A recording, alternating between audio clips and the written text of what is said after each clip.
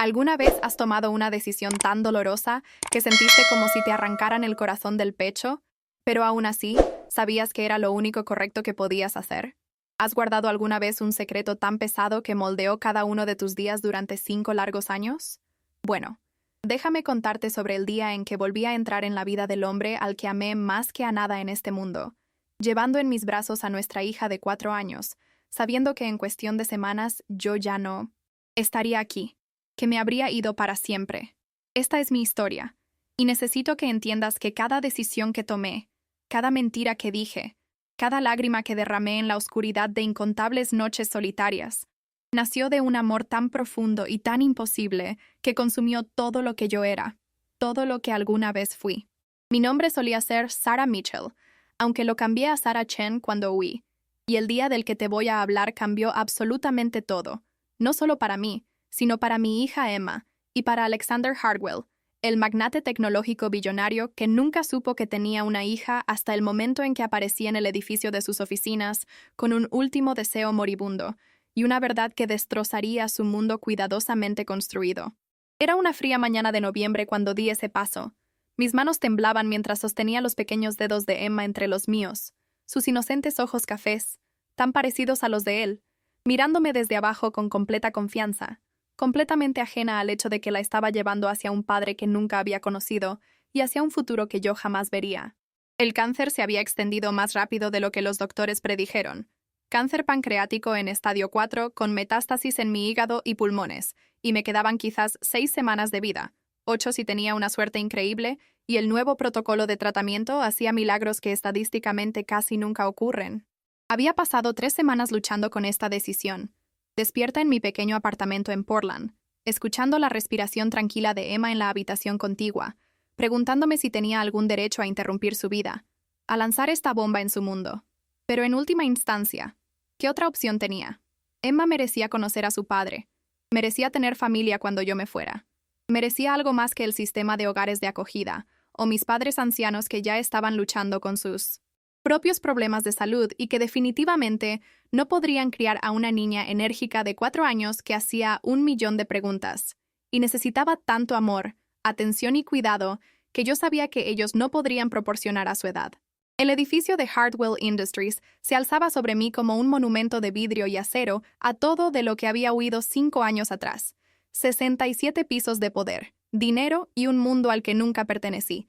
Y mientras Emma y yo atravesábamos esas puertas giratorias hacia el vestíbulo de mármol, con sus techos altísimos e instalaciones de arte moderno que probablemente costaban más de lo que yo ganaría en 10 vidas, sentí como si estuviera entrando en un sueño, o quizás en una pesadilla. No, podía distinguir cuál. La seguridad nos detuvo inmediatamente. Por supuesto que lo hicieron.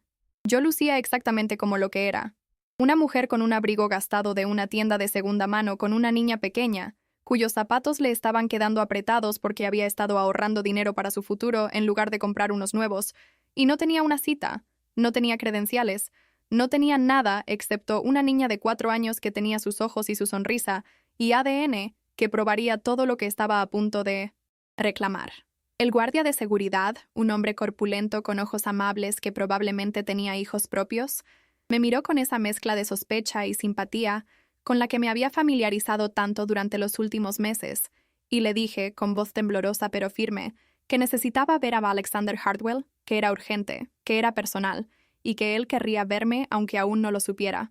Esperaba que me echaran. Honestamente lo esperaba. Esperaba tener que encontrar otra manera, tal vez a través de su asistente, tal vez a través de algún abogado, tal vez tendría que dejar una carta y esperar que llegara a él a través de las capas y capas de personas cuyo trabajo era mantener a gente exactamente como yo, alejada de hombres exactamente como él.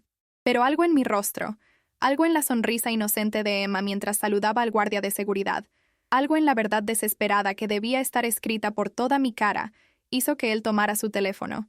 Y lo escuché hablando con alguien, explicando que había una mujer aquí con una niña que insistía en que era urgente, que parecía genuina, que tal vez esto no era solo otra persona tratando de conseguir dinero o atención o lo que sea que la gente normalmente quiere de los billonarios. Los minutos pasaron como horas mientras Emma y yo nos sentábamos en esas incómodas sillas modernas del vestíbulo, ella balanceando sus piernas y preguntándome si íbamos a ver al hombre agradable del que le había hablado, si le caería bien, si tenía juguetes en su oficina. Preguntas tan inocentes que hicieron que mi corazón se rompiera en pedazos cada vez más pequeños, porque ella no tenía ni idea, ningún concepto de lo que estaba a punto de suceder, ninguna comprensión de que estaba a punto de cambiar toda su vida de formas que no podía comprender a sus 4 años de edad. Entonces él apareció, y el tiempo pareció detenerse por completo. Mi respiración se atrapó en mi garganta. Mi corazón latía contra mis costillas tan fuerte que pensé que podría estallar a través de mi pecho. Y ahí estaba él, Alexander Hartwell, luciendo exactamente como lo recordaba, pero de alguna manera más pulido, más poderoso, más inalcanzable, con su traje gris carbón perfectamente confeccionado, que probablemente costaba más que mi carro, su cabello oscuro un poco más largo de como solía llevarlo, esos ojos azules penetrantes que una vez me habían mirado con tanto calor y deseo, ahora escaneando el vestíbulo con confusión e impaciencia, hasta que aterrizaron en mí. Vi el reconocimiento parpadear en su rostro. Vi sorpresa, luego shock, luego algo que podría haber sido ira, o dolor, o confusión. No podía leerlo del todo, y entonces sus ojos se movieron hacia Emma, y lo vi. Vi el momento exacto en que notó sus ojos, su cara, las características que eran innegablemente suyas, y su expresión cambió a algo que nunca había visto antes, algo crudo y sin protección que lo hacía lucir casi vulnerable a pesar de todo su poder, dinero y control.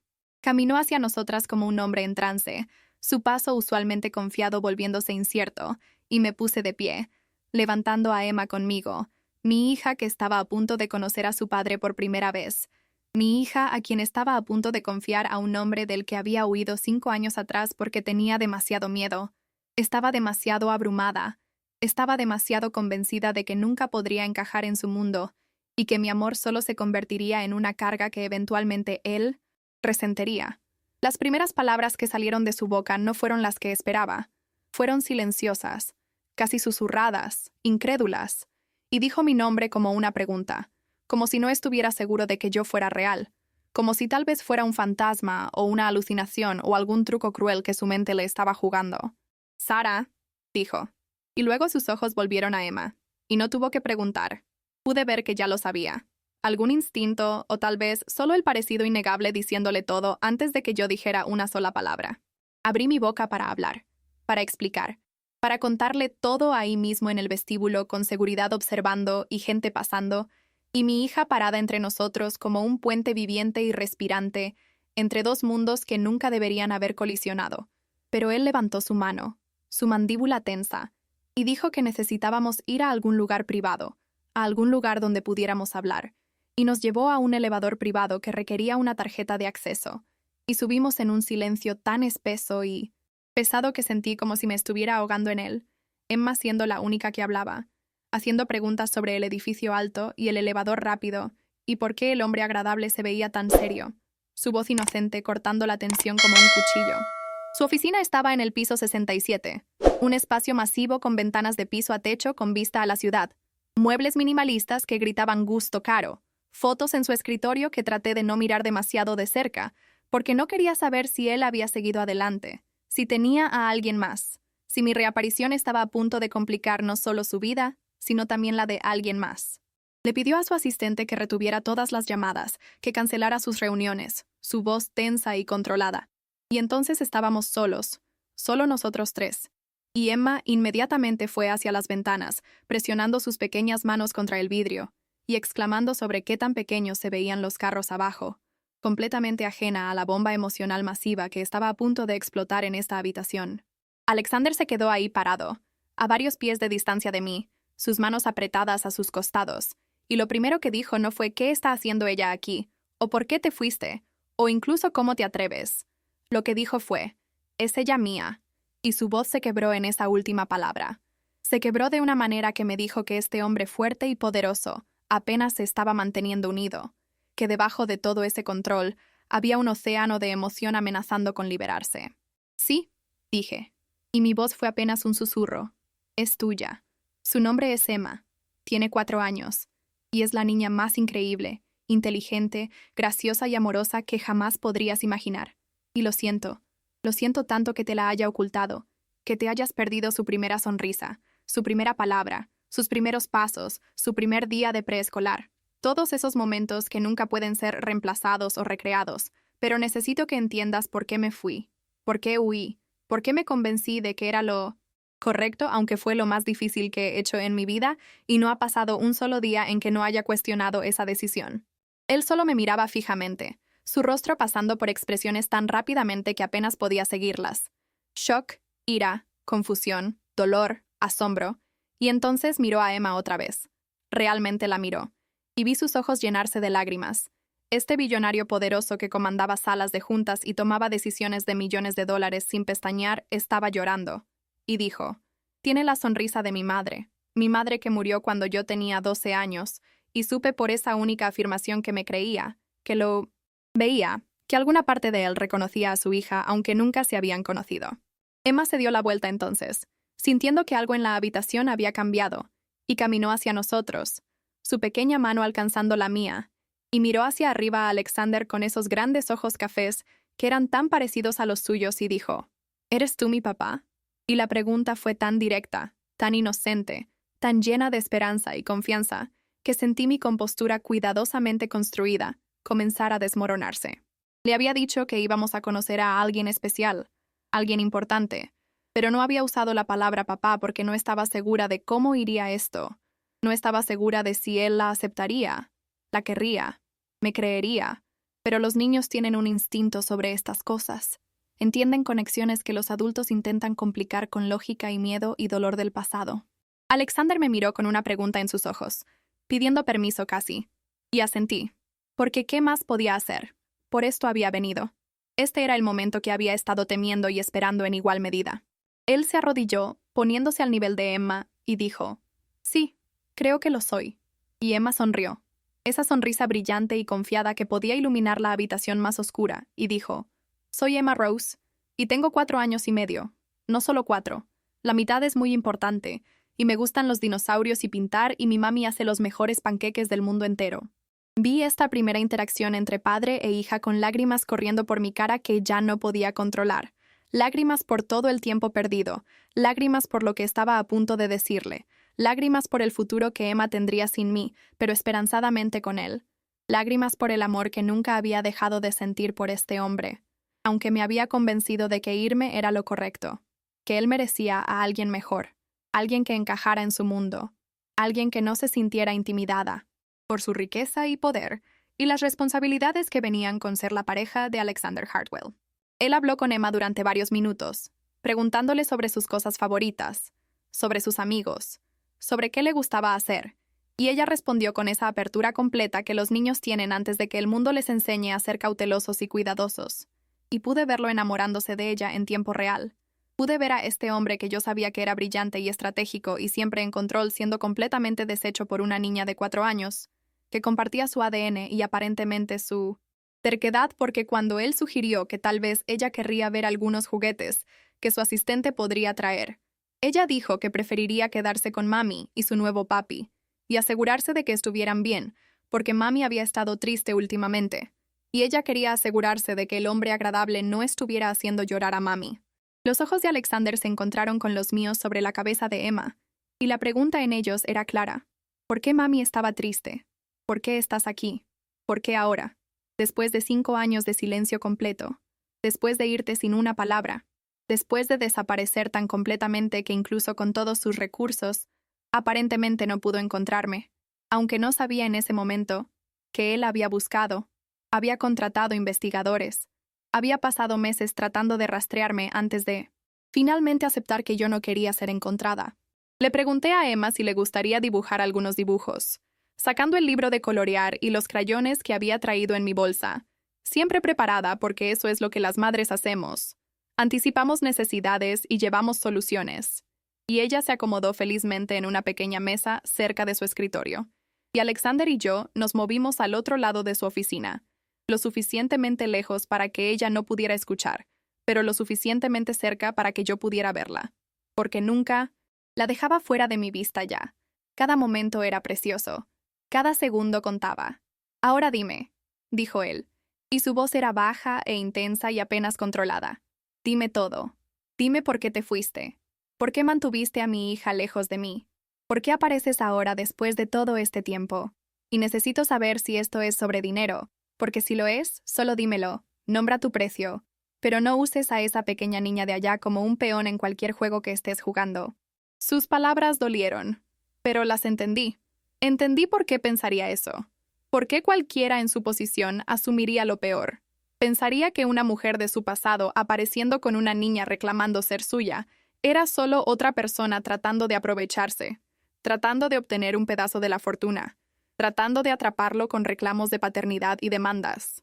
No se trata de dinero, dije, mi voz firme a pesar de las lágrimas que aún caían. No quiero nada de ti, al menos no para mí, y no estoy aquí para atraparte o hacer demandas o arruinar tu vida. Estoy aquí porque me estoy muriendo. Alexander, tengo cáncer pancreático en estadio 4, me quedan tal vez 6 semanas, 2 meses si tengo suerte, y necesito saber que Emma estará cuidada, que tendrá familia, que no terminará en el sistema o con mis padres que están demasiado viejos y enfermos para criarla. Y necesito que ella conozca a su padre antes de que yo me vaya. Necesito ver que ella estará bien, y entonces podré morir en paz, sabiendo que hice lo único correcto en todo este desastre que he hecho.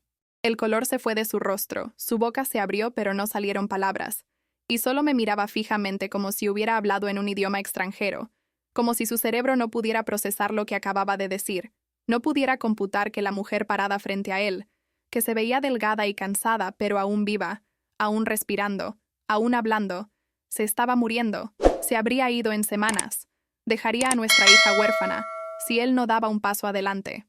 Se tambaleó hacia atrás, alcanzando su escritorio para estabilizarse, y por un momento pensé que podría colapsar. Este hombre fuerte que enfrentaba a asaltantes corporativos y adquisiciones hostiles, y riesgos de miles de millones de dólares, sin pestañear, estaba completamente deshecho por la verdad que acababa de revelar. «Estás mintiendo», dijo, pero no había convicción en su voz, solo esperanza desesperada de que yo estuviera inventando esto, que esto fuera algún esquema elaborado, que yo realmente no me estuviera muriendo. Y saqué la carpeta de mi bolsa, la que tenía registros médicos y notas de doctores y resultados de pruebas e informes de pronóstico, y se la entregué. Y lo vi leer a través de ellos. Vi sus manos temblar. Vi que tuvo que sentarse en su costosa silla de cuero porque sus piernas ya no lo sostenían. «¿Cuánto tiempo lo has sabido?», preguntó, su voz apenas audible, y le dije, 3 meses desde el diagnóstico, pero me había estado sintiendo enferma por más tiempo. Había ignorado los síntomas porque estaba ocupada trabajando 2 empleos y cuidando a Emma y no tenía buen seguro médico, y me dije a mí misma que era solo estrés, solo agotamiento, solo el cansancio normal de ser madre soltera, hasta que colapsé en el trabajo, y me llevaron de urgencia a emergencias, y me hicieron pruebas, y encontraron el tumor. Encontraron que ya se había extendido. Encontraron que había esperado demasiado tiempo, que incluso si hubiera tenido todo el dinero del mundo y acceso a los mejores doctores y tratamientos experimentales, mi pronóstico era malo. Una tasa de supervivencia a 5 años del 5%. Y eso era siendo optimistas. Él miró a Emma, quien estaba coloreando felizmente, completamente ajena a que estábamos discutiendo todo su futuro, completamente inocente en su creencia de que mami siempre estaría ahí, y dijo, «Ella no lo sabe». Y sacudí mi cabeza. No, no le he dicho. ¿Cómo le dices a una niña de 4 años que su madre se está muriendo? Que pronto despertará y yo ya no estaré más. Que todo lo que conoce y confía y en lo que se apoya está a punto de desaparecer. No puedo hacerlo. No sé cómo. Y por eso te necesito, por eso vine aquí. Por eso te estoy pidiendo que seas su padre no solo en biología, sino en todas las formas que importan. ¿Has pensado en lo que estás pidiendo?, dijo, y había ira arrastrándose en su voz ahora, el shock desvaneciéndose y siendo reemplazado por furia. Desapareciste hace 5 años sin una palabra, sin una explicación, simplemente te fuiste, y te busqué, Sara. Busqué por todas partes. Contraté a los mejores investigadores, llamé a tus amigos, a tu familia. Todos me dijeron que querías que te dejaran en paz, que habías tomado tu decisión, y finalmente acepté que no me querías, que lo que sea que tuvimos no fue suficiente para ti. Y seguí adelante, o lo intenté. Y ahora apareces con una hija que nunca supe que existía, con semanas de vida, y esperas que simplemente me convierta en padre como si fuera así de simple, como si pudiera simplemente presionar un interruptor y saber cómo criar a una niña, como si ella no fuera a estar traumatizada por perder a la única madre que ha conocido y luego ser entregada a un extraño que casualmente comparte su ADN. Todo lo que dijo era verdad. Cada acusación estaba justificada. Y no tenía defensa excepto la verdad, excepto la realidad desordenada y complicada de por qué me fui. Y sabía que le debía eso. Le debía la historia completa. No la versión simplificada que me había dicho a mí misma durante 5 años para hacer que irme fuera más fácil, sino la verdad real y cruda sobre el miedo y la inseguridad y el amor que se sentía demasiado grande y demasiado imposible de sostener. Me fui porque estaba aterrorizada, dije, las palabras saliendo ahora en cascada, 5 años de silencio rompiéndose como una presa. Me fui porque tenía 23 años y tú eras Alexander Hartwell, genio billonario, y yo era una barista con préstamos estudiantiles y un título en literatura inglesa que no me calificaba para nada, y tuvimos este increíble romance de torbellino que se sentía como un cuento de hadas, pero yo sabía en el fondo que no podía durar, que eventualmente despertarías y te darías cuenta de que podrías tener a cualquier mujer que realmente encajara en tu mundo, que supiera qué tenedor usar en esas cenas elegantes, que pudiera hablar sobre acciones y portafolios y lo que sea de lo que la gente en tu mundo habla. Y yo solo sería este error vergonzoso, esta fase por la que pasaste. Y no podía soportarlo.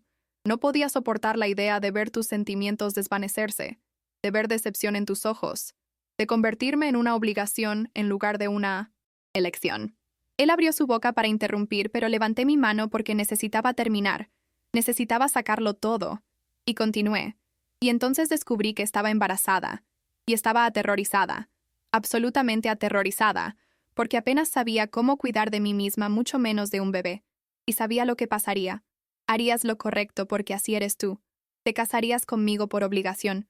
Nos apoyarías financieramente. Jugarías el papel de esposo y padre porque es lo que se espera. Pero yo siempre sabría. Que te atrapé, que te quedaste por deber, no por amor. Y no podía vivir con eso. No podía vivir sabiendo que descarrilé toda tu vida. Así que me fui. Cambié mi nombre. Me mudé al otro lado del país. Construí una vida para Emma y para mí. Y sí fue difícil. Sí luché. Sí hubo noches en que lloré hasta quedarme dormida preguntándome si tomé la decisión correcta. Pero ella era feliz, Alexander. Ella es feliz. Y le di todo el amor que tenía. Y pensé que eso era suficiente. Pensé que podía hacer esto. Sola. Pero ya no puedes hacerlo sola, dijo él en voz baja, la ira drenándose de su voz, reemplazada por algo más suave, más triste, y asentí. No, no puedo. La muerte no se preocupa por mi orgullo o mi independencia, o mi determinación de probar que podía manejar todo yo sola. La muerte no negocia ni da extensiones ni le importa que mi hija aún me necesite. Y así que tuve que tragar mi orgullo y mi miedo y venir aquí y admitir que estaba equivocada, que debía haberte dicho desde el principio, que Emma merecía conocer a su padre y tú merecías conocer a tu hija. Y ahora estoy aquí suplicándote que la tomes, que la ames, que le des la vida que merece, aunque yo no estaré aquí para verlo. La habitación cayó en silencio, excepto por el tarareo de Emma mientras coloreaba, una melodía alegre que contrastaba marcadamente con el pesado peso emocional, llenando el espacio entre Alexander y yo. Y lo vi luchando con todo lo que acababa de arrojarle. Lo vi mirando a Emma con una mezcla de amor y terror y responsabilidad abrumadora. Y me pregunté si acababa de hacer que todo fuera peor, si debería haber hecho arreglos diferentes, si lanzarlo a una paternidad instantánea mientras lamentaba. Mi muerte inminente era cruel e injusto y más de lo que cualquiera debería manejar. Pero entonces él se levantó, caminó hacia donde Emma estaba coloreando y se arrodilló a su lado, preguntándole sobre su dibujo. Y ella le mostró una imagen de 3 personas, una mami, un papi y una niña pequeña tomadas de la mano, y dijo, «Somos nosotros, esta es nuestra familia». Y vi a este hombre poderoso que controlaba un imperio empresarial mirar ese dibujo de crayón como si fuera la cosa más preciosa del mundo. Y supe que lo haría, que daría el paso adelante, que sería el padre que Emma necesitaba, incluso si significaba que toda su vida estaba a punto de cambiar de formas que nunca anticipó. Las semanas que siguieron a ese encuentro inicial fueron un torbellino de arreglos e introducciones, y tratar de construir una relación entre padre e hija mientras yo aún podía, mientras aún era lo suficientemente fuerte para facilitar su vínculo, mientras aún podía responder las preguntas de Emma y ayudar a Alexander a entender sus rutinas y preferencias y las 1000 pequeñas cosas que componen la vida diaria de una niña. Hicimos pruebas de ADN, por supuesto, no porque ninguno de nosotros realmente dudara, sino porque facilitaría los arreglos legales. Y cuando los resultados regresaron confirmando lo que ya sabíamos con 99.99% de certeza, Alexander contrató a los mejores abogados de familia que el dinero pudiera comprar para establecer la paternidad, establecer arreglos de custodia y asegurarse de que todo estuviera legalmente hermético para que no hubiera complicaciones. Después de que yo me fuera, nos reuníamos casi todos los días, a veces en su penthouse, a veces en mi pequeño apartamento, y vi a Emma y Alexander lentamente encontrar su ritmo. La vi pasar de una timidez inicial a comodidad. Lo vi ir de aterrorizado e incierto a confiado y amoroso. Lo vi aprender cómo trenzar su cabello, aunque sus primeros intentos fueron desastres que hicieron reír a Emma. Lo vi descubrir que ella necesitaba exactamente 3 cuentos antes de dormir, y una luz de noche con forma de estrella y su elefante, de peluche señor Abrazos que había estado con ella desde que nació y no podía dormir sin él. Él me hacía preguntas constantemente, llenando múltiples cuadernos con información. ¿Qué le gustaba comer a Emma? ¿Qué la hacía reír? ¿Qué la asustaba? ¿Cómo manejaba yo los berrinches? ¿Cuáles eran sus libros favoritos? ¿Sus canciones favoritas? ¿Tenía alguna alergia? ¿Algún problema de salud que no había mencionado? ¿Qué hacía yo cuando tenía pesadillas? ¿Cómo le explicaba cosas difíciles? ¿Cuáles eran mis filosofías de crianza? Y yo respondía todo tan completamente como podía, tratando de descargar 4 años de maternidad en unas pocas semanas cortas, sabiendo que no era suficiente, sabiendo que tanto de la crianza se aprende a través de la experiencia y los errores y el ensayo y error, pero esperando que al menos pudiera darle una base, un punto de partida, un mapa para el viaje que estaba a punto de tomar solo. También le conté sobre mí, sobre quién era yo más allá de ser la madre de Emma, porque quería que entendiera a la persona en la que me había convertido en esos 5 años que estuvimos separados. Quería que supiera que había crecido y cambiado, y construido una vida que tal vez no era glamorosa pero era mía, que había trabajado duro y hecho amigos y encontrado alegría en las cosas pequeñas como la risa de Emma y los panqueques del domingo por la mañana, y paseos en el parque, que dejarlo había sido sobre mis inseguridades, no sobre sus fallas, y que nunca había dejado de amarlo, aunque me había convencido de que el amor no era suficiente para cerrar la brecha entre nuestros mundos. Una noche, aproximadamente 3 semanas después de ese primer encuentro, después de que Emma se había quedado dormida en la habitación de huéspedes de Alexander, que él había transformado en un paraíso de princesa con paredes rosadas y una cama con dosel y más juguetes de los que cualquier niña necesitara, nos sentamos juntos en su sofá, y él me hizo la pregunta que había estado temiendo. ¿Qué quieres que le diga sobre ti? ¿Cómo mantengo viva tu memoria? ¿Cómo me aseguro de que sepa cuánto la amaste? Y me derrumbé completamente, sollozando de una manera que no me había permitido hacer desde el diagnóstico porque tenía que mantenerme fuerte para Emma, tenía que mantenerme unida. Pero en ese momento ya no pude. No pude pretender que estaba bien con morir, con dejar a mi bebé, con perderme todos sus futuros hitos, su primer día de jardín de infantes, aprender a andar en bicicleta, su primer diente perdido, obras escolares, fiestas de cumpleaños, enseñarle sobre los chicos y el desamor y cómo ser fuerte y amable y valiente en un mundo que no siempre es gentil con las mujeres, caminarla por el pasillo algún día, conocer a mis nietos, todo se fue, todo robado por células cancerosas que no se preocupaban por sueños o esperanzas, o cuán desesperadamente quería quedarme. Alexander me sostuvo mientras lloraba, y sentí sus lágrimas también, mezclándose con las mías, y dijo: «Estoy tan enojado contigo, Sara. Estoy tan enojado de que la mantuvieras lejos de mí, de que me robaras 4 años que nunca podré recuperar.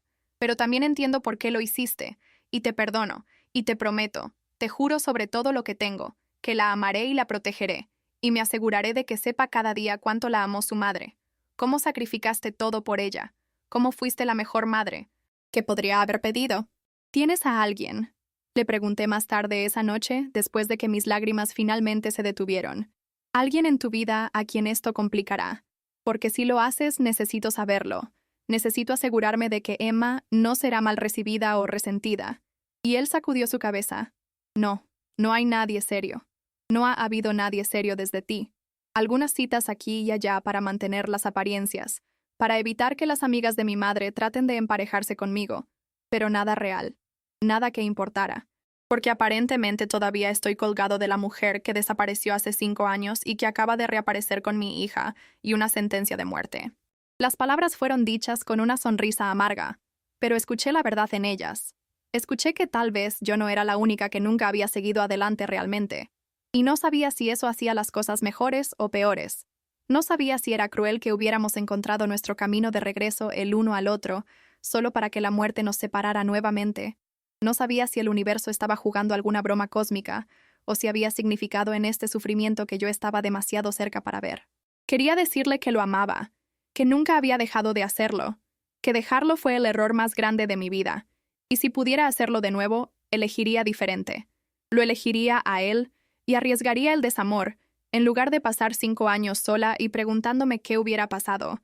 Pero no lo dije porque ¿cuál era el punto? ¿Qué cambiaría excepto agregar más dolor a una situación ya insoportable? Así que solo dije, gracias. Gracias por ser quien eres. Gracias por dar el paso adelante por Emma. Gracias por no echarnos, gracias por darme paz en estas últimas semanas. El declive llegó más rápido de lo que cualquiera esperaba. Los doctores habían dicho 6 a 8 semanas, pero para la semana 4 estaba en el hospital más de lo que estaba fuera, mi cuerpo apagándose sistema por sistema, el dolor manejado por drogas que me hacían sentir nublada y desconectada, y lo odiaba. Odiaba que mis últimas semanas con Emma se pasaran en habitaciones de hospital estériles, oliendo a antiséptico, en lugar de en casa en el pequeño apartamento lleno de sus dibujos y juguetes, y risas. Odiaba que ella tuviera que verme así, débil y con piel amarillenta por ictericia e incapaz de sostenerla por mucho tiempo, porque mis huesos dolían demasiado. Alexander la traía todos los días, quedándose tanto tiempo como las enfermeras lo permitieran, y los vi juntos a través de mi neblina de medicamentos para el dolor. Vi cuán naturales se habían vuelto el uno con el otro, como ella ahora lo llamaba papi sin dudarlo, cómo se subía a su regazo y le contaba sobre su día, cómo él había aprendido a hablar su idioma, a entender sus estados de ánimo, a consolar sus miedos, y estaba agradecida, tan increíblemente agradecida de que ella no estaría sola, de que lo tendría a él. Pero decírselo fue lo más difícil que he hecho en mi vida. Sentarla una tarde cuando había logrado rechazar la medicación pesada para el dolor para poder estar lúcida, y explicar en los términos más simples que pude que mami estaba muy enferma, que los doctores no podían curarme, que pronto tendría que ir a dormir y no despertaría otra vez, pero que ella estaría con papi, y él cuidaría de ella y la amaría tal como yo lo hacía. Ella no entendió al principio, preguntando cuándo despertaría, si sería mañana o la próxima semana, y tuve que explicar otra vez. Tuve que ver la comprensión amanecer en sus hermosos ojos. Tuve que ver su cara desmoronarse cuando entendió que yo la estaba dejando, y sus gritos de no, no mami, no te vayas, no puedes dejarme, te necesito, rompieron algo en mí que ya estaba destrozado. Rompieron también a Alexander, quien estaba parado a nuestro lado con lágrimas corriendo por su cara mientras trataba de consolar a nuestra hija que estaba enfrentando su primera pérdida real, su primer encuentro con la naturaleza permanente de la muerte.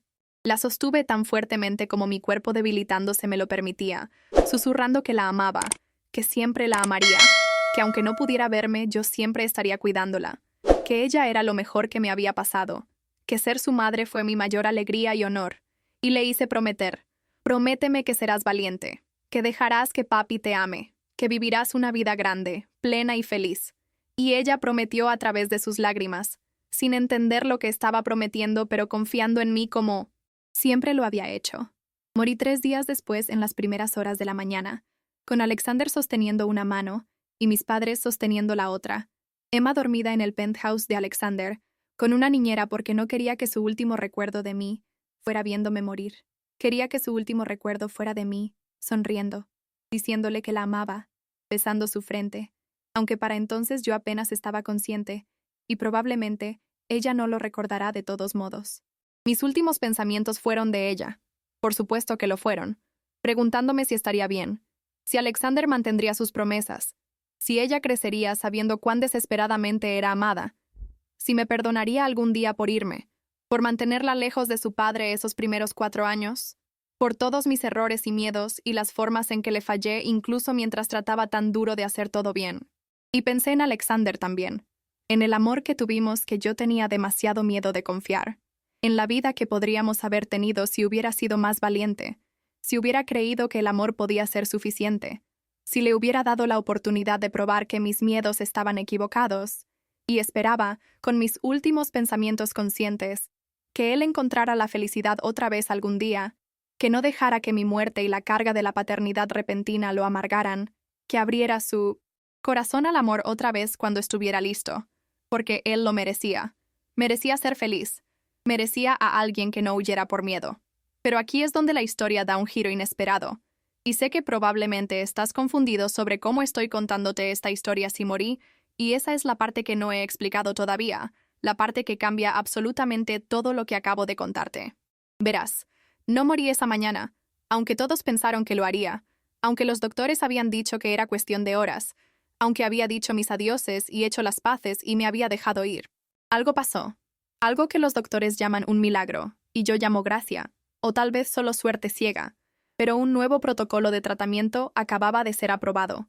Una terapia combinada experimental que ni siquiera estaba disponible cuando fui diagnosticada por primera vez, y Alexander, quien había estado trabajando sus conexiones, llamando cada favor, contactando a cada investigador de cáncer y especialista en el mundo, me había conseguido entrar al ensayo. Y esa mañana, cuando todos pensaron que estaba muriendo, en realidad estaba comenzando el tratamiento que salvaría mi vida. No funcionó inmediatamente. Por supuesto, tomó meses de la terapia más brutal imaginable. Meses donde estuve más enferma por el tratamiento de lo que había estado por el cáncer.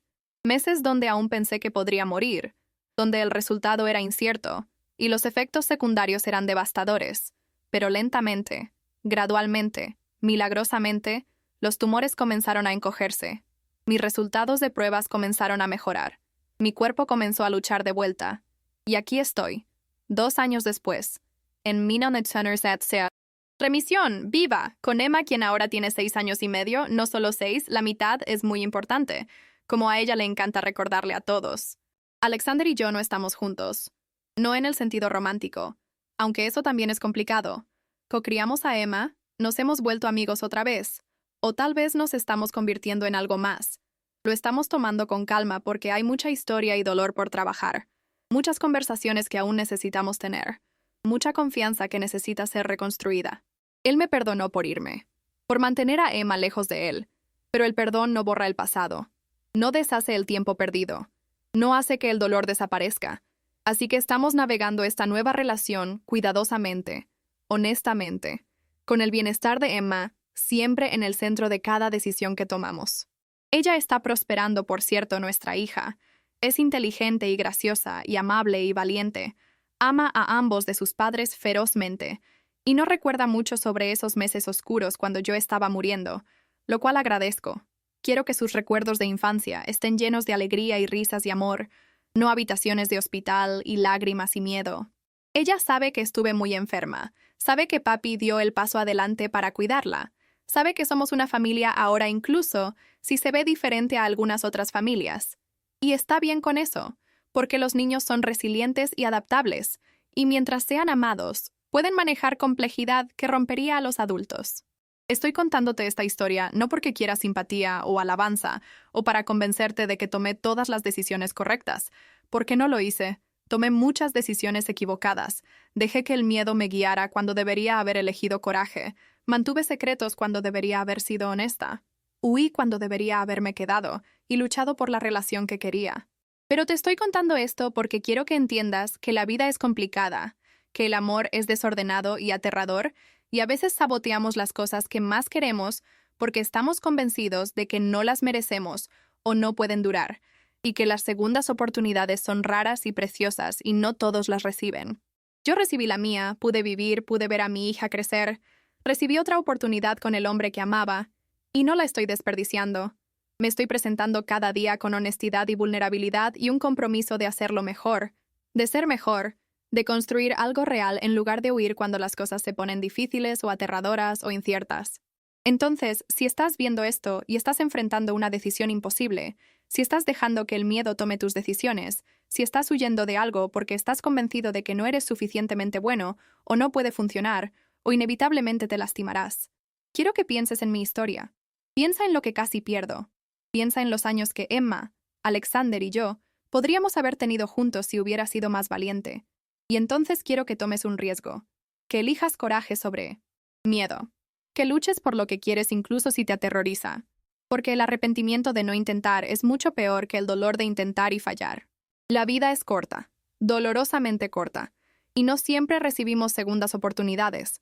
No siempre recibimos recuperaciones milagrosas y oportunidades de hacer las cosas bien. Así que cuando tienes la oportunidad de amar a alguien, de construir algo real, de ser vulnerable y honesto y valiente, tómala.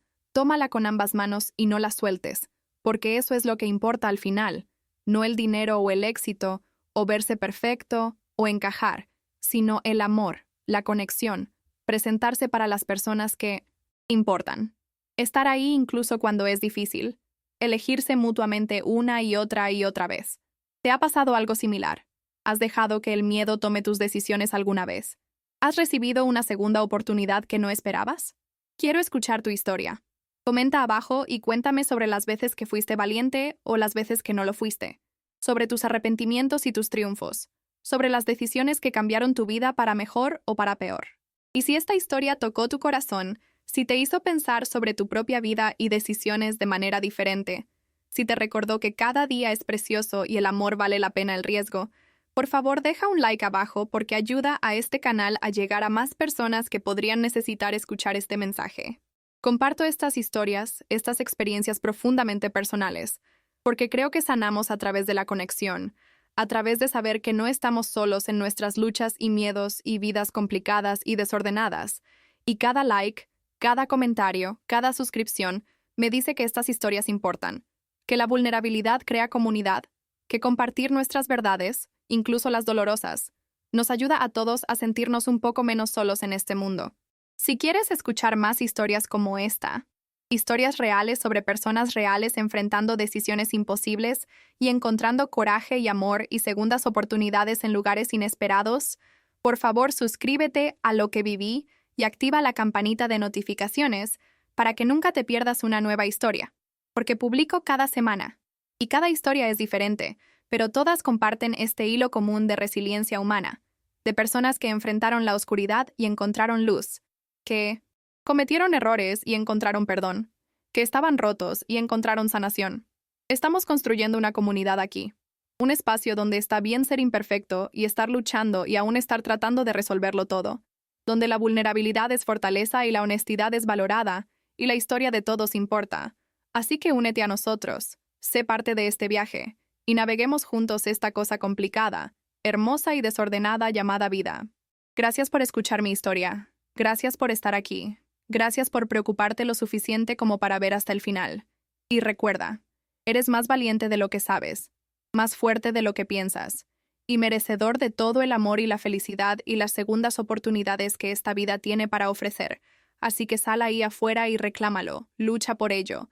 No dejes que el miedo gane, porque solo tienes una vida y es demasiado preciosa para pasarla huyendo de las cosas que más importan. ¿Sabes qué? Me encantaría saber tu opinión sobre esta historia. ¿Crees que tomé la decisión correcta al final? ¿Harías lo mismo en mi lugar? Cuéntamelo todo en los comentarios. Quiero conocer tus pensamientos, tus experiencias, tus propias historias de amor, miedo, segundas oportunidades y esas decisiones que nos cambian para siempre. No olvides que cada comentario, cada like, cada suscripción me ayuda a seguir compartiendo estas historias que pueden tocar corazones y cambiar perspectivas. Así que si llegaste hasta aquí, te lo agradezco de todo corazón y espero verte en la próxima historia aquí en Lo que viví, donde seguiremos explorando las experiencias más profundas, emocionantes y transformadoras de la vida real. Hasta la próxima, y recuerda siempre elegir el amor por encima del miedo.